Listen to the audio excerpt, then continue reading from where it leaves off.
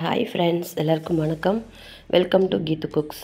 எனக்கு கொஞ்சம் fever with gold, கொஞ்சம் குரல் கரக்கரப்பாக தான் இருக்கும். சாரி, கொஞ்சம் அட்ஜஸ்ட் பண்ணிக்கோங்க. இன்றைக்கி நாம் டிஃப்ரெண்ட்டாக மசாலா எதுவும் அரைச்ச மசாலா எதுவும் சேர்த்தாமல் தக்காளி சாதம் செய்ய போகிறோம். அது ரொம்ப சூப்பராக வந்துருந்துச்சு. எல்லாருமே லைக் பண்ணி சாப்பிட்டாங்க. என்னோடய சேனல் நீங்கள் ஃபஸ்ட் டைம் பார்க்குறீங்க அப்படின்னா கண்டிப்பாக லைக் பண்ணிக்கோங்க. இந்த வீடியோ ஃபுல்லாக பாருங்கள். பிடிச்சிருந்தால் உங்கள் ஃப்ரெண்ட்ஸ் அண்ட் ரிலேட்டிவ்ஸ்க்கு ஷேர் பண்ணுங்கள்.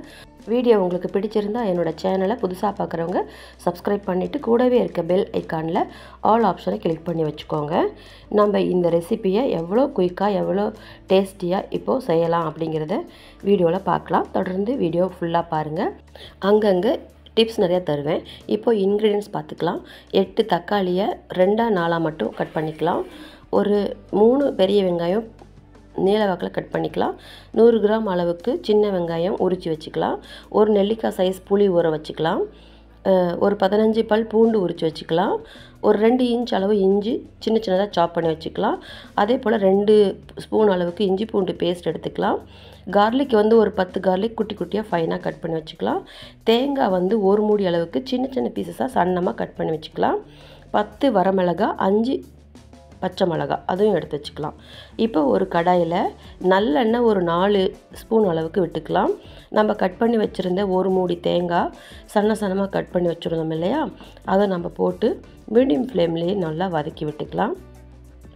இது கொஞ்சம் ப்ரௌனிஷ் கலர் வந்ததுக்கப்புறம் ஸ்டாப் பண்ணிக்கலாம். ஓரளவுக்கு ப்ரௌன் ஆனால் போதும். ரொம்ப கருகி இருக்கணும் அப்படின்ற அவசியம் இல்லை. அப்போ நமக்கு டேஸ்ட் மாறி போயிடும். ஓரளவுக்கு ப்ரௌனாக இருந்தால் தான் நமக்கு டேஸ்ட்டு சூப்பராக இருக்கும். இப்போ இந்த பதம் போதுமானதாக இருக்குது. இதை ஒரு பிளேட்டுக்கு மாற்றி நம்ம எடுத்து வச்சுக்கலாம். மீடியம் ஃப்ளேம்லேயே ஸ்டவ் இருக்கட்டும். இப்போ ஃபுல்லாக இதை வேறு பிளேட்டுக்கு சேஞ்ச் பண்ணிவிட்டு நம்ம இதே கடாயிலேயே அடுத்ததை தாளிக்க போகிறோம். இப்போது தேங்காய் எடுத்து வச்சாச்சு. இப்போது நம்ம ஆல்ரெடி 10 வரமிளகாய் எடுத்து வச்சுருந்தோம் இல்லையா, அதை சேர்த்துக்கலாம். வதக்கி விட்டுக்கலாம். கூடவே 100 கிராம் உரித்த வெங்காயம், சின்ன வெங்காயம் அதையும் சேர்த்துக்கலாம். ஓரளவுக்கு வதங்கினா போதும். அது கூடவே நம்ம ஃபைனாக சாப் பண்ணி வச்சுருந்த இஞ்சி துண்டுகளை சேர்த்துக்கலாம். கூடவே ஃபைனாக சாப் பண்ணி வச்சுருந்த பூண்டையும் ஆட் பண்ணிக்கலாம். அது கூடவே உரித்த பூண்டு ஒரு 15 பல் எடுத்து வச்சுருந்தோம் இல்லையா, அதையும் ஆட் பண்ணிக்கலாம். இப்போ இதெல்லாமே சேர்த்து வதக்கி விட்டுட்டு ஓரளவுக்கு நிறம் மாறினதுக்கப்புறமா நம்மளோட அடுத்து ஆல்ரெடி வதக்கி தனியாக எடுத்து வச்சுருந்த தேங்காவையும் ஆட் பண்ணிக்கலாம். இப்போ இந்த பொருள் எல்லாம் ஒன்றா சேர்ந்து மிக்ஸ் ஆகட்டும்.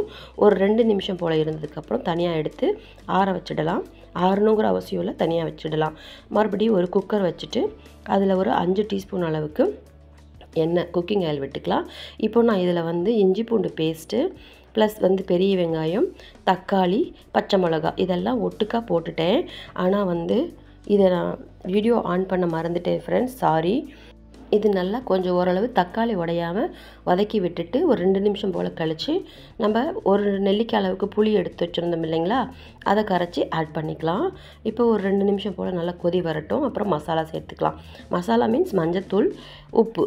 மஞ்சத்தூள் ஒரு 1/4 டீஸ்பூன், உப்பு தேவைக்கேற்ப டேஸ்ட்டுக்கு தகுந்த மாதிரி ஆட் பண்ணிக்கலாம்.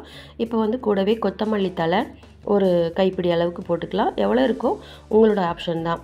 நான் கொஞ்சம் போல் சேர்த்துருக்கேன். மறுபடியும் ஆட் பண்ணுவோம். அதனால் கொஞ்சம் போல் இப்போ சேர்த்துட்டு நம்ம ஆல்ரெடி வதக்கி வச்சுருந்தோம் இல்லையா, வெங்காயம், தேங்காய், பூண்டு, இஞ்சி இதெல்லாம் அதை ஆட் பண்ணிக்கலாம். வரமிளகாயும் இதில் தான் நம்ம போட்டு சேர்த்துருக்கோம். ஸோ இந்த கலவையெல்லாம் சேர்த்து நல்லா கலக்கி விட்டுட்டு அடுத்ததாக நம்ம மெயினாக அரிசி ஊற வச்சுருந்த அரிசி ஆட் பண்ணிக்கிறோம்.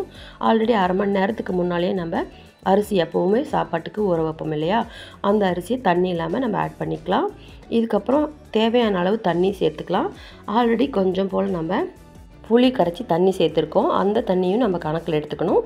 தேவையான அளவு நம்ம எப்பயும் போல் சாப்பாட்டுக்கு வைக்கிற தண்ணியை வச்சுட்டு நம்ம நல்லா கிளறி விட்டுட்டு கொஞ்சம் போல் மறுபடியும் மல்லித்தலை மேலே தூவிட்டு காரம், உப்பு இதெல்லாம் பார்த்துக்கலாம். நம்ம ஆல்ரெடி பச்சை மிளகா, வரமிளகா சேர்த்துருக்கோம்.